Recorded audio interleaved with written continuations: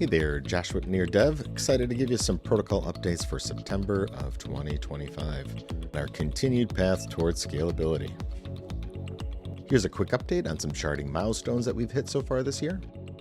Shipped Shards 7 and 8 in May. In August, we released Shard 9. And in November or December of this year, we plan on releasing our 10th shard, overall giving us a 250% capacity increase since earlier 2024. In active development, we are currently working on dynamic sharding. So currently, when you're a developer building smart contracts, you are deploying your contract more or less evenly across shards. The problem arises when one of these contracts starts heating up and it gets a lot more traffic. This traffic from this particular contract can be problematic for some of the other contracts on the shard that are suffering as a result of this. Therefore, we create another shard for this contract and then migrate that over. Currently, this process is done manually. As you saw in the previous slide, each one of those shards was a release that we had to complete. But with dynamic sharding, we have on-demand shard splitting. This will not require new releases and will auto-adjust based on the current or predicted traffic. Really, truly is the holy grail of sharding, and we're really excited to be in active development for that. Additionally, we are working on sharded contracts. So earlier this year, we introduced global contracts that enables contract code to be shared across multiple accounts. And this process builds upon that concept. For example, you might have a contract that even though it's on its own shard, the contract state and or traffic could get rather large and become limited by the capacity of that single shard. So having the ability to shard a contract state and balance across multiple shards removes those current limitations and unlocks another milestone in our path towards scalability. This powers us to have unrestrained contract growth and truly unlimited composability.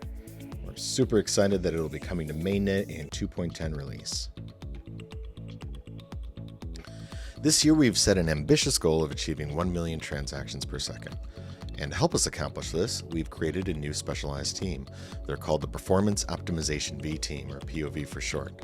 This team has one mission, and that's to push the infrastructure limits while preserving chain security. We're going to fine-tune the network, hardware, and database parameters, eliminate any unnecessary database writes, and leverage optimistic data processing. So far, this team's recent achievements have been taking our network from 10,000 transactions a second on 10 shards to an impressive 200,000 transactions per second on 20 shards.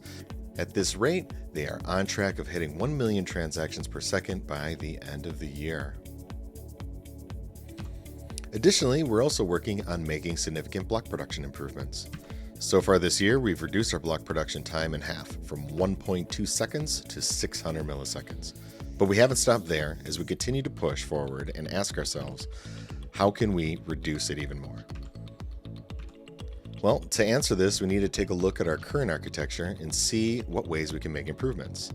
At the core, we have data, execution, and consensus layers all tightly coupled with each other to produce each block.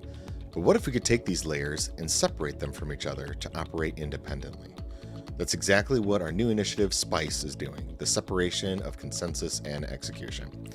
This will create clean layers of separation to operate and evolve independently, as this modular architecture enables higher performance. It has a much simpler and cleaner chain progression with less of these edge cases we've run into in the past, such as chunk miss or ever-growing state witness. This gives us the ultimate asynchronous environment. It improves our data transfer rate and unblocks nodes from external delay. It also is resilient to heavy traffic by allowing consensus operations to proceed unhindered and enable progressive slowdowns without these sudden drops. It also has the potential to reduce our gas limits that could lead to larger transactions. This new modular approach, we can get block production down to as low as 200 milliseconds. That's an additional 300% increase from our current 600 millisecond rate. We've also been making improvements to our seamless cross-chain experience. As your near account is Omni-Chain, it can control countless accounts across multiple networks thanks to chain signatures. With chain signatures, we've been working hard to make improvements in both performance and reliability. We've increased throughput by 100x. reduce the latency for signature requests by 4 to 5x, and ultimately reduce signature requests from 16 to 20 seconds down to only 3 to 4 seconds. We also have some new MPC node updates, as we now have 10 independent node operators and growing. We're also assisting all of our node operators in migrating to trusted execution environments for even more enhanced security measures, with everything being controlled and orchestrated all on chain. And finally, as the Omni Bridge was created using chain signatures, we're happy to announce that the Omni Bridge has been deployed across 7 networks. This now gives users an ability to control accounts across Bitcoin, Ethereum, Arbitrum, Base, Solana, Zcash, and BNB chain, all controlled by one Near account.